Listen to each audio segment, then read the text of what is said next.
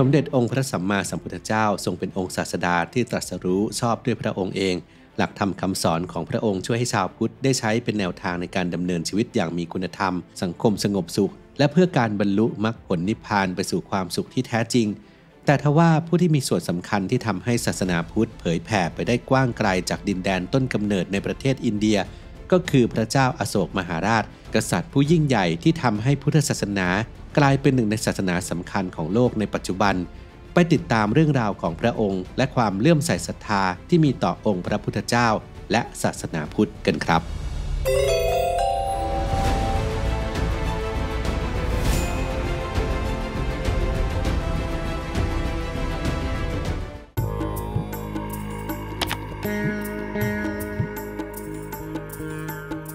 พระเจ้าอโศกมหาราชทรงประสูติหลังพระพุทธเจ้าเสด็จปรินิพพานไปแล้วราว200 ปีทรงเป็นกษัตริย์ที่ได้รับการยกย่องว่าเป็นมหาราชผู้ยิ่งใหญ่แห่งชมพูทวีปซึ่งในช่วงเวลาที่ทรงเรืองอำนาจสูงสุดแผ่นดินของราชวงศ์โมริยะกินพื้นที่ทั่วทั้งอนุทวีปอินเดียคือศรีลังกาปากีสถานเนปาลบังกลาเทศและบางส่วนของประเทศอิหร่านและอัฟกานิสถานในปัจจุบันราชวงศ์โมริยะหรือโมริยะก่อตั้งโดยพระเจ้าจันทรคุปที่ได้รวบรวมแผ่นดินใหญ่น้อยในชมพูทวีปให้เป็นปึกแผ่นหลังพระเจ้าอเล็กซานเดอร์มหาราชแห่งมาซิโดเนียสิ้นพระชนและกองทัพกรีกได้ล่าถอยไปและเข้ายึดนครราชคฤห์แห่งแคว้นมคธพร้อมกับตั้งอาณาจักรขึ้นมา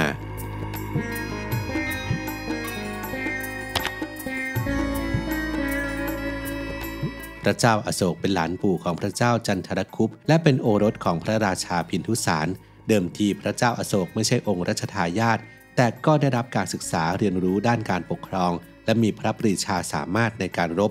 สามารถปราบปรามและเข้าปกครองเมืองที่ก่อการกบฏตามพระประสงค์ของพระบิดาต่อมาทรงก้าวขึ้นสู่อำนาจเป็นกษัตริย์ลำดับที่3แห่งราชวงศ์ด้วยการสังหารพี่น้องต่างมารดาโดยตามตำนานระบุว่าพระเจ้าพินทุสารมีพระราชโอรสถึง100พระองค์ซึ่งพระเจ้าอโศกก็ทรงประหารไปเกือบทั้งหมดจนผู้คนพากันหวาดกลัวทรงใจร้อนโมโหง่ายและทรงย้ายศูนย์กลางอำนาจไปยังนครปาตลีบุตรในรัฐพิหารในปัจจุบันพร้อมทั้งกรำศึกสงครามปราบปรามอาณาจักรข้างเคียงที่แข่งข้อกับพระองค์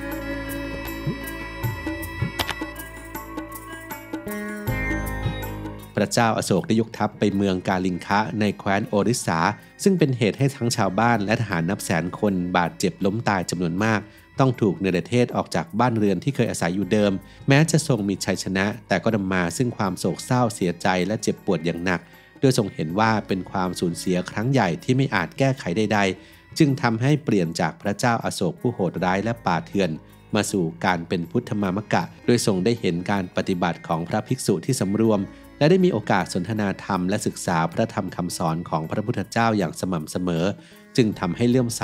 และกลายมาเป็นองค์อุปถัมภ์คนสำคัญในเวลาต่อมาโดยในขณะนั้นพุทธศาสนายังเป็นเพียงแค่หลักปรัชญาความเชื่อที่องค์พระพุทธเจ้าได้ทรงตรัสรู้และสั่งสอนแก่ผู้คนแต่ยังไม่ได้เป็นหลักศาสนาที่เผยแพร่ทั่วไปในวงกว้าง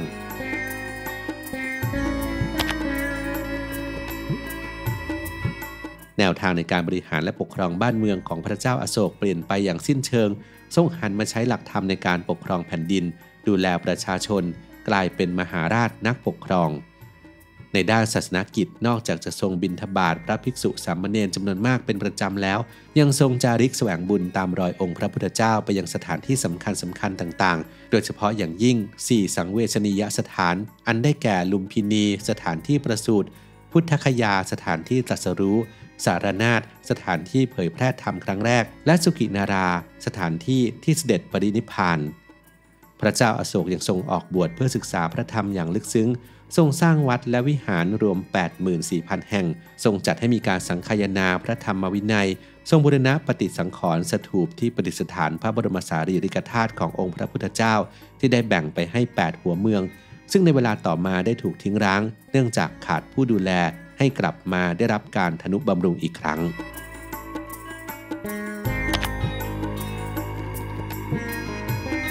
พระเจ้าอโศกมหาราชทรงส่งคณะสมณทูตรวมทั้งสิ้น9สายออกไปยังดินแดนโดยรอบเพื่อให้แว่นแคว้นต่างๆได้รู้จักกับศาสนาพุทธเช่นทางตอนใต้ของประเทศอินเดียในปัจจุบันยังเมืองบอมเบย์ในรัฐมหาราตระและเมืองไมซอร์ชายฝั่งทะเลตะวันตก ในรัฐกรณาตกะรวมไปถึงศรีลังกาส่วนตอนเหนือของอินเดียก็มีทั้งแถบเทือกเขาหิมาลัยในประเทศเนปาลไปจนถึงแคว้นแคชเมียร์และอัฟกานิสถานตลอดจนประเทศอิหร่านและที่สำคัญคือสุวรรณภูมิหรือบริเวณเอเชียตะวันออกเฉียงใต้ในปัจจุบันได้แก่พม่าไทยกัมพูชาแม้นักประวัติศาสตร์บางสำนักยังคงตั้งข้อสงสัยถึงความเป็นไปได้ในการเดินทางไกลไปถึงสุวรรณภูมิในอดีตว่าเป็นเรื่องที่เกิดขึ้นจริงหรือไม่แต่อย่างไรก็ตามศาสนาพุทธก็ได้กลายมาเป็นศาสนาประจำชาติของหลายประเทศในภูมิภาคนี้ในปัจจุบันรวมทั้งประเทศไทย